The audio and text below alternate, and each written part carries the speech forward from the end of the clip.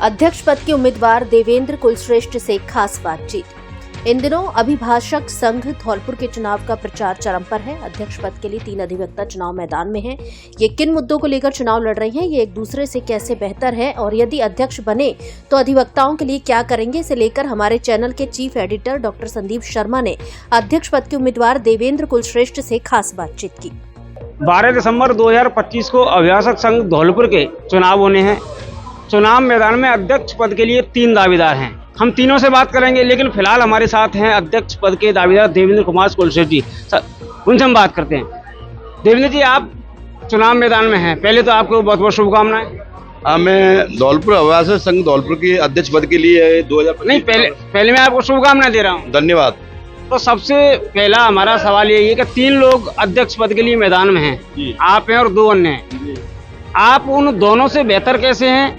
वकील, क्योंकि जो वकील समुदाय है, बुद्धिजीवी समुदाय होता है, बड़ा सोच के, समझ के, जांच के, पड़ताल करके वोट देगा। तो आप उन 2 से बेहतर कैसे हैं? आपको ही जो यहाँ का अधिवक्ता है वो वोट क्यों दें? सबसे बड़ी बात यह है कि यहाँ अधिवक्ताओं की संख्या 552 है आज की डेट में, और मैंने 1982 से वकालत शुरू की है।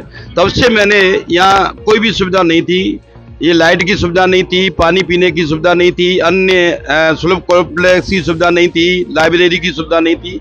ये सारी चीज़ें मैंने नगर परिषद से रितेश जी से सहयोग करके सुलभ कॉम्प्लेक्स बनवाया, सगीर साहब से एसी ली, और ये बरंडा मैंने पीडब्ल्यूडी से लिखा पढ़ी करके ये 2 बरंडे बनवाए, तथा मैंने टंकी पानी की व्यवस्था की, और मैंने अन्य व्यवस्थाएं धौलपुर बार के लिए अधिवक्ता को, जो मेरे साथी हैं, उनका कंधे से कंधा मिलाकर मैंने कार्य किया है। मैं अधिवक्ताओं के साथ संघर्ष रहता हूं और संघर्ष किया है और संघर्ष करता रहूंगा।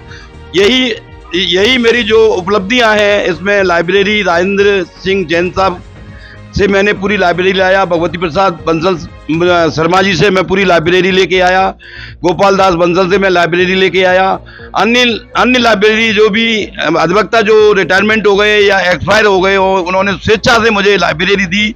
आज लाइब्रेरी अपनी इतनी है कि किताबें रखने के लिए जगह नहीं है। मैं हमेशा अधिवक्ताओं के साथ मिलकर कार्य करना चाहता हूँ। अब भी मैं जिस पद के लिए अध्यक्ष के लिए खड़ा हुआ हूँ, मैं ये सोच रहा हूँ कि नई बिल्डिंग जो जुडिशियल की बन रही है, उसमें अभी तक अधिवक्ताओं के बैठने की व्यवस्था नहीं है।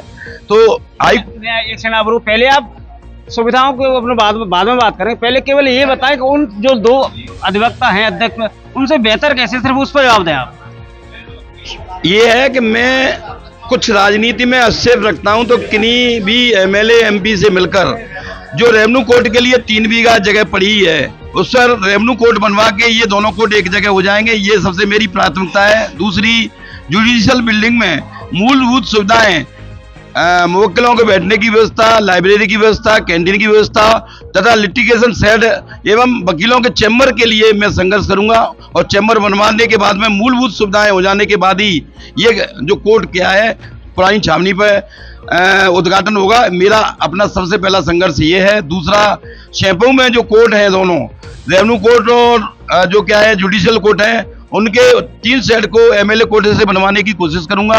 तीसरी, यहाँ लॉयर्स कॉलोनी के लिए जगह मांगने की कोशिश करूंगा। चौथी में मेरा यह है कि जो नए अधिवक्ता हैं वो बेचारे घर से आते हैं और उनको बड़ी परेशानी होती है, उनके लिए कोई वैकल्पिक व्यवस्था फंड से या बाबा साहब से करके करूंगा। और मैं उन नए अधिवक्ताओं से निवेदन करता हूं कि आप तीनों कैंडिडेट में जो भी बेहतर हो उसको चुनें। वैसे सिर्फ भावना में बहकर अपना वोट खराब नहीं करें, क्योंकि आपका भविष्य जो क्या है, जिस अधिवक्ता के अच्छे अध्यक्ष बनने में आता है उसका ही सहयोग करें, उसी को वो अपना अमूल्य वोट दें। ये मेरी शुभकामना है। वैसे तो मेरा जो दूसरा सवाल था कि अगर आप अध्यक्ष बनते हो तो अधिवक्ता मतलब क्या प्राथमिकता है, तो आपने बिना सवाल के जवाब दे दिया है। फिर भी आपने बहुत सारे जवाब बता दिए, अपनी वो बता दिए कि ये मेरी प्राथमिकता है। और भी कोई प्राथमिकता है अगर हो, अगर जो अधिवक्ता है, अगर आपको अध्यक्ष चुनते हो, आप पहले भी कई बार रहे हो, तो और भी अगर एक्स्ट्रा कुछ हो तो बताएं कि क्या आपकी प्राथमिकता है, क्या करें। देखो भाई, मैं तो ये चाहता हूँ कि जो नई कोर्ट बनने जा रही है वहाँ दोनों कोर्टें हों, रेवेन्यू कोर्ट भी हो, जुडिशल हो। धौलपुर जिला बहुत छोटा जिला है, हमारे अधिवक्ता 2 जगह बट जाएंगे, जिसमें काफ़ी परेशानी आएगी, क्योंकि रेवेन्यू कोर्ट वहाँ पास में ज़मीन अलॉट पहले से ही हो चुकी है, सिर्फ बिल्डिंग बननी है, उसके लिए बजट आना है। लॉयर्स कॉलोनी के लिए हर सिटी में, हर जिले में लॉयर्स कॉलोनी अलग से ज़मीन कलेक्टर साहब अलॉट करते हैं, उनसे निवेदन करूँगा।